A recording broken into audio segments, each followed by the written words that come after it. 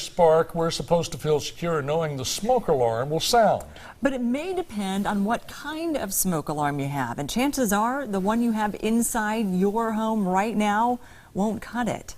Tonight, in a Taking Action investigation, WHNT News 19's chief investigative reporter Carrie Marchese uncovers a disturbing flaw in a device designed to save your life. Carrie, this story really is going to open a lot of people's eyes. It definitely is, and of course, there's two different kinds of smoke alarms. There's, of course, a lot of brands of smoke alarms, but two different types. And I'm going to pass this over, Elise, if you can hand that to Jerry, and this one's for you. And Jerry, you're holding a smoke alarm that detects fire. Flames. And Elise, you're holding one that detects smoke. Did you know there was a difference? Not until now. And you know which one's in your house? I'm assuming I have a smoke detector in my house. Okay, but what type is the key question, and of course that's part of the problem. And here's the reality of the situation. All smoke alarms are not the same, and knowing the difference could save your life. A fire in your house is not the time you want to find out your smoke detector will fail. More than 3,000 people die each year in residential house fires across the U.S. and Canada. Recent data from the U.S. Fire Administration ranks Alabama number 3 in the nation for fire-related deaths. Images like this leave our heart heavy, and yet we find comfort knowing we have one of these. But do you have an ionization smoke alarm or a photoelectric smoke alarm? Regardless of brand, there are only 2 types of smoke alarms. One may not sound off when your life is at stake. Thousands of people have died needlessly in the last 20 to 30 years because of this. Bill Loden is the vice president of the American Society of Home Inspectors.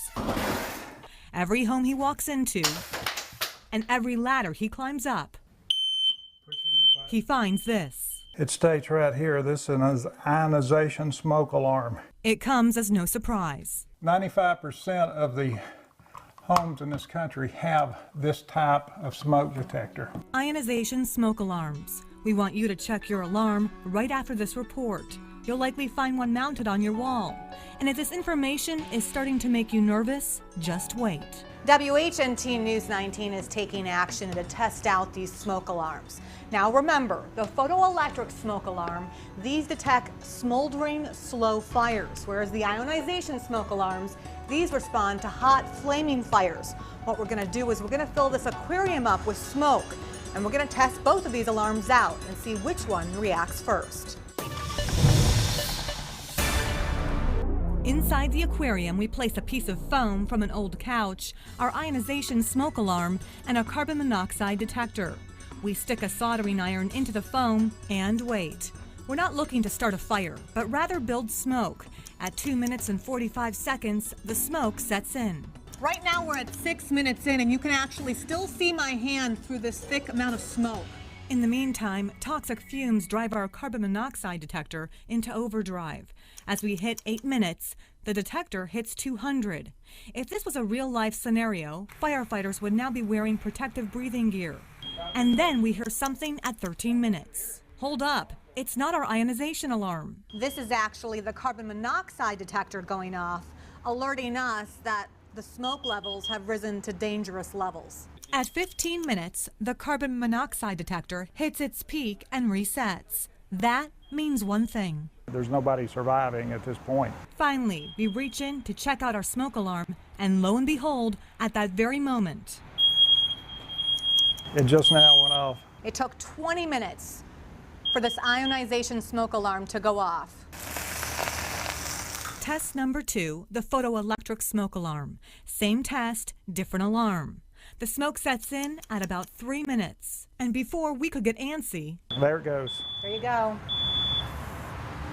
We're at 5 minutes and 48 seconds, and our photoelectric smoke alarm has just gone off. End result, after smoke is present, ionization, 17 minutes, photoelectric, 2 minutes and 48 seconds. It's time to share our results with local fire officials. We filled up an aquarium with smoke, had that ionization smoke alarm in there, and yet it didn't respond for 17 minutes. Yes, well, that's That's an eye-opening test. And one of the reasons Stephen Butler, president of the Huntsville Firefighters Association, supports the use of photoelectric smoke alarms. I think the industry has probably lagged behind, and that's why the IAFF took the bold step back last fall and tried to urge all the states to try to change their standards. And yet, the standard for both alarms is supported by the Underwriters Laboratory. UL is the world's largest product safety testing and certification organization. They issued WHNT News 19 this statement. Any smoke alarm that carries the UL mark meets the safety requirements of the UL standard. But in that very same statement, they go on to say, the recommendation today from UL and fire officials all over the country is that having both photoelectric and ionization technologies in your home offer the best level of protection. But fire officials insist smoke is what kills. And since most homes have synthetic materials that give off toxic vapors, The early warning is that much more important. and while some say having a smoke alarm is better than not having a smoke alarm, Well, typically that is true to an extent, but it also can give you a false sense of security. leaving you to wonder, is this security a deadly delay in disguise? In the last few years, Vermont, Massachusetts, and Iowa have passed legislation either banning ionization smoke alarms or requiring both types be installed in residential homes and businesses. Tennessee is pondering the matter right now. Now, the final drawback of these ionization smoke alarms, and this is for the folks at home, is of course they go off randomly in these cooking situations, which aggravates the homeowner, aggravates folks. They're a nuisance, so of course what do? You pull them off the wall, and that kind of defeats the purpose now, doesn't it? It does. So is there a price difference between the two types? You know what? In most cases, the photoelectric alarm is about $1 more. In some cases, $2. So certainly not enough to make a difference. And, Worth the investment. Worth the investment, exactly, Jerry. And we are going to contact our lawmakers, and we're going to show them our demonstration and our piece, and request action on their part. Great Thanks, story. Jerry. Thanks.